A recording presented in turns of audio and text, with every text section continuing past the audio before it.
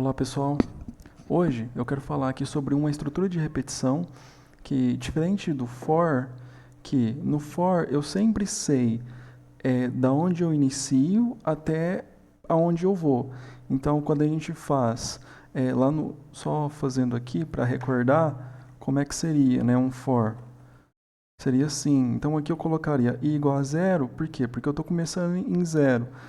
Aqui eu colocaria até onde eu vou, então até 10, por exemplo. Então eu vou de 0 até 9 aqui, né? Começando em 0, menor que 10 é 9. E aqui eu colocaria o passo. E mais significa que eu vou de 1 em 1. Então, pessoal, o for que a gente viu em aulas passadas, e quem não viu, eu estou deixando aqui o cardzinho para voltar nessa aula e dar uma olhada, ele funciona dessa forma. Só que a gente tem uma outra estrutura de repetição chamado while. E o que difere uma da outra? É que no while eu não sei quantas vezes eu vou executar aquele mesmo comando que está dentro do bloquinho, né? Que é esse bloquinho que está aqui, ó, que se encontra aqui nesse exemplo que eu fiz. Então, veja, enquanto no for eu sei exatamente a quantidade que eu vou executar, nesse caso aqui 10 vezes, aqui ó, eu já não sei. Aqui eu dependo de uma variável externa. Como assim?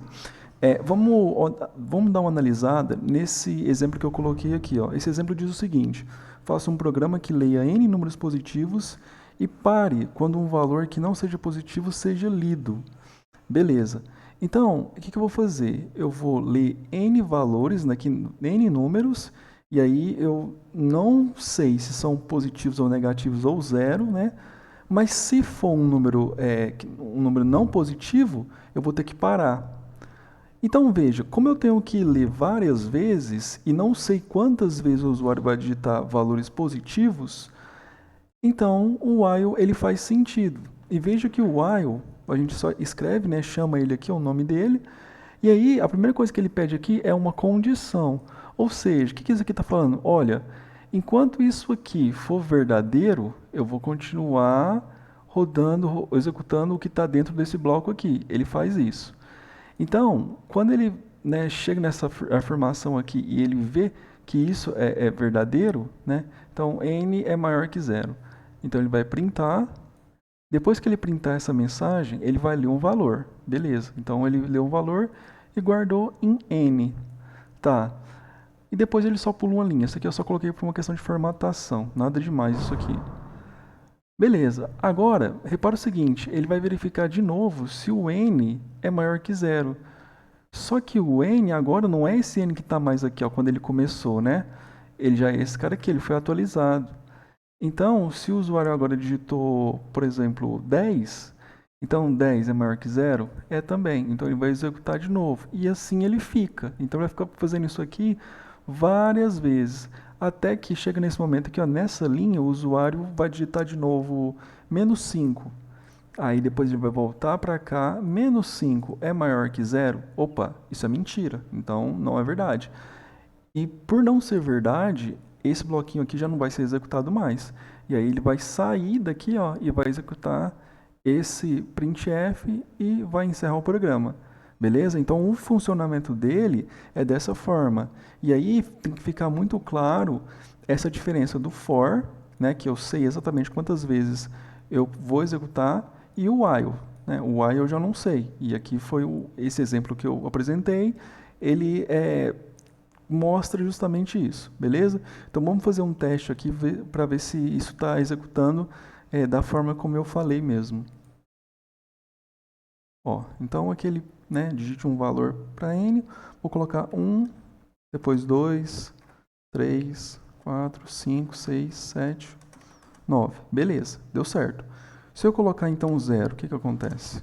Ó, o programa foi encerrado, pois um valor n não positivo foi digitado. Né? Então, aqui ele tem que ser maior que zero, não pode ser igual a zero. Se eu quisesse permitir o zero também, eu colocaria assim, ó, maior ou igual a zero. Mas não é o caso. Então, por isso, eu vou remover isso aqui. Beleza? Então, o primeiro exemplo que eu quero mostrar, né, que eu quis mostrar aqui, é justamente esse.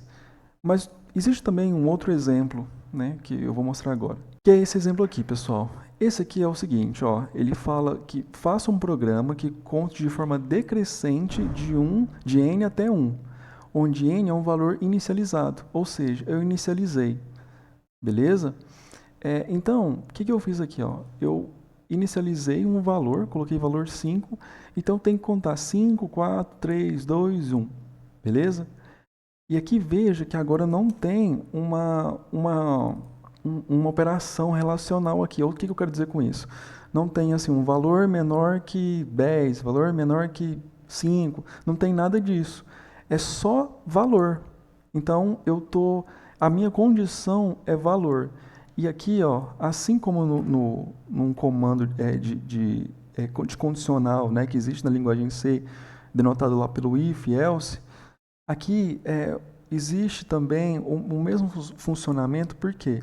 Porque veja que é o seguinte, aqui é valor, né? E o que vai fazer isso aqui ser verdadeiro e o que vai fazer isso ser falso? Se o valor for maior do que zero, então isso é verdadeiro. Caso contrário, é falso. Então ele sempre, pessoal, toda vez que vocês virem um if, um while, sempre que tiver só uma variável aqui, ó, sem operador relacional nenhum, é sempre isso que ele está falando. Ou seja, se isso aqui for diferente de zero, ele vai executar isso que vai ser verdadeiro, então ele vai executar o que está aqui dentro. Mas, caso seja zero, então ele não vai executar, beleza? Então o que está acontecendo aqui é o seguinte, ó, valor 5. 5 é um valor maior que zero, certo? Então é verdadeiro. Então eu vou printar e vou aqui, entra aquele nosso comando, né, de decremento. Então estou decrementando nesse momento aqui, ó, o valor passa a valer 4 e eu volto para cá. 4 é maior que zero? É também. Então eu printo 4, decrementa, depois vai valer 3, decrementa mais um pouco, 2, decrementa mais 1, 1, aí printa aqui e decrementa. Opa, agora ó, aqui está o valor 0. 0 é falso. E sendo falso, eu termino o programa. Então, ele vai printar para mim o valor de 5, que é o valor que foi inicializado aqui, até o valor 1, porque o 0 ele não é printado, né? Quando isso aqui é 0, ele já sai e finaliza o programa. Então, vamos ver se isso aqui funciona mesmo. Deixa eu só finalizar aqui, porque ele não encerrou. Beleza. Ó, então ele printa certinho aqui pra gente, né? 5, 4, 3, 2, 1. E aí eu poderia colocar um valor bem maior aqui, se eu colocasse, sei lá, 5.000. Veja que aqui, pessoal, ó, ele parece que ele trouxe só até do 20, né? Mas é porque como são um valor muito grande, então se eu arrastar o scroll aqui, ó, eu vou ver que ele está indo desde os 5.000. Tá? Eu não vou subir até lá em cima porque é um valor muito grande, mas veja que ele consegue printar certinho o que a gente pediu para ele, beleza? Então, sobre o while, é isso que eu queria mostrar, né? Então, você tem essas duas formas de utilizar, tanto como uma variável só, mas é isso que tem que ficar muito claro, né? Que ele vai funcionar dessa forma aqui, como colocando uma relação aqui, né? Utilizando um operador relacional, eu coloco uma condição e aí eu posso verificar se isso é verdade ou não. Beleza? Então é isso por hoje, pessoal. Aí, se esse vídeo te ajudou, dá um like aí, comenta também o que precisa melhorar e é isso. Até mais.